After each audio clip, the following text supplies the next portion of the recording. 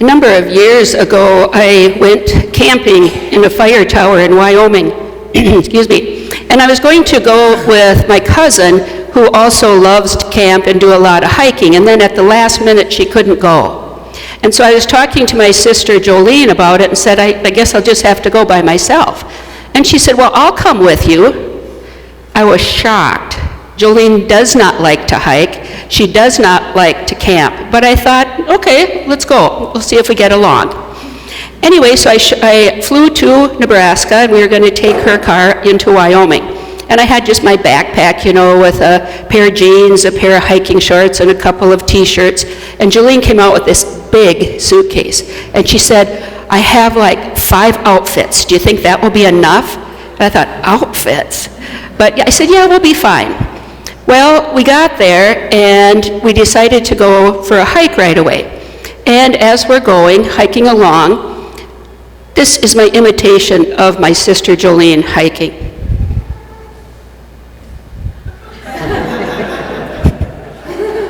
And so I said to her, Jolene, why do you act like you're scared to death every second of every day? And she said, maybe because I am scared every second of every day.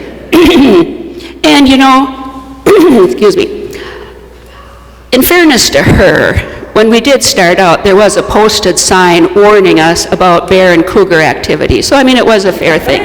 So I said to her, I promise you, if any danger comes our way, any animal, any person, any danger whatsoever, I will put myself in harm's way so that you can be saved. A nice thing for a sister to say, right? So she said to me, oh great, then you're going to leave me to find my way out of the woods by myself.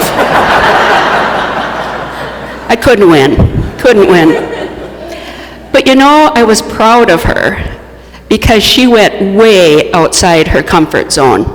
And then as I thought about it more, I thought it was good for me too, because I had developed this narrow view of who my sister was or the things she liked to do, or I didn't see her as being very brave. And so I had to expand my view of her as well. So it was good for me. It made me think of a book that I read years ago by J.B. Phillips called Your God is Too Small. And in that he says, no matter how we define God, no matter how we experience God, it's still a narrow view of who God truly is. That God is full mystery, God is full knowledge, God is full power. Throughout Jesus' life, he tried to remind everyone, including his disciples, of the vastness of God. And he would challenge them and tell them, your God is too small. Your God is too small. And we hear that today in our gospel story, where Jesus is on the cross with the 2 thieves. And people are mocking him as is one of the thieves. And the other one says, Jesus, remember me when you come into your kingdom. And Jesus forgives him and says, this day you will be with me in paradise. Reminding people of the vastness of God's forgiveness.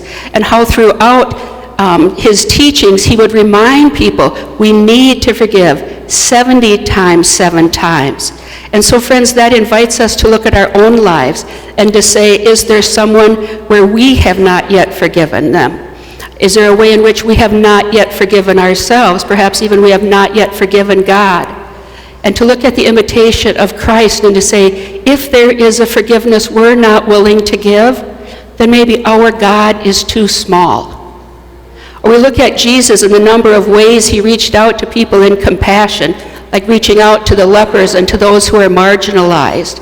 And again, that invites us to look at our own lives and to say, is there anyone that I feel is not worthy of my prayer, not worthy of my attention, not worthy of my concern? And if so, our God is too small. And Jesus reached out to the Samaritan and told stories about the goodness of Samaritan people who were considered the enemies.